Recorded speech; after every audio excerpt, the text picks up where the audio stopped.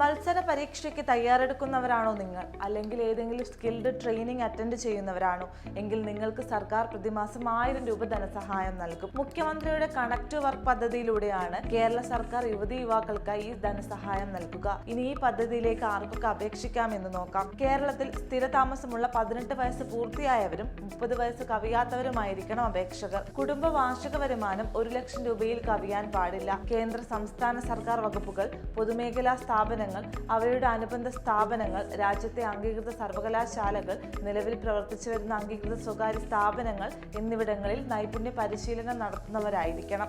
UPSC, സംസ്ഥാന PSC, service selection board, കര, നാവിക, വ്യോമസേനകൾ, ബാങ്ക്, റെയിൽവേ, മറ്റു കേന്ദ്ര സംസ്ഥാന പൊതുമേഖലാ റിക്രൂട്ട്മെന്റ് ഏജൻസികൾ എന്നിവ നടത്തുന്ന മത്സര പരീക്ഷകൾക്ക് അപേക്ഷ നൽകി തയ്യാറെടുക്കുന്നവർക്കും അപേക്ഷിക്കാം.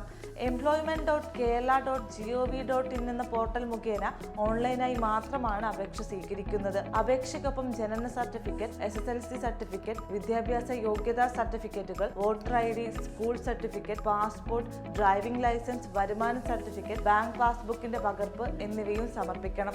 അതുപോലെ നൈപുണ്യ പരിശീലനത്തിൽ പങ്കെടുക്കുന്നവരാണെങ്കിൽ പരിശീലന സ്ഥാപന മേധാവി നൽകുന്ന സർട്ടിഫിക്കറ്റോ സത്യവാങ്മൂലമോ നൽകണം.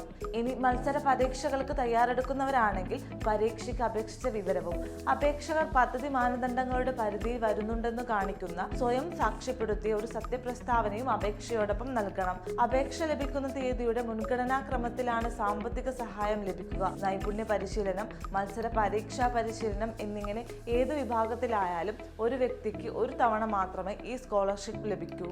ഇനി വിധവാ പെൻഷൻ, വികലാംഗ പെൻഷൻ മുതലായ ഏതെങ്കിലും സാമൂഹിക ക്ഷേമ പെൻഷനുകൾ ലഭിക്കുന്നവർക്ക് പദ്ധതിയുടെ ആനുകൂല്യം ലഭ്യമാകില്ല. നൈപുണ്യ വികസന പരിശീലന കോഴ്സ് മത്സര പരീക്ഷാ പരിശീലനങ്ങൾക്കല്ലാതെ മറ്റു കോഴ്സുകളായ JEE, NEET, SET തുടങ്ങിയ പ്രവേശന എലിജിബിലിറ്റി ടെസ്റ്റുകൾക്ക് പരിശീലിക്കുന്നവർക്കും കേന്ദ്ര സംസ്ഥാന സർക്കാർ സർവീസുകളിലോ സർക്കാർ ഉടമസ്ഥതയിലുള്ള സ്ഥാപനങ്ങളിലോ സർവകലാശാലകളിലോ സ്ഥിരമായോ കരാർ അടിസ്ഥാനത്തിലോ ജോലി ചെയ്യുന്നവർക്കും പദ്ധതിയുടെ ആനുകൂല്യം ലഭിക്കില്ല.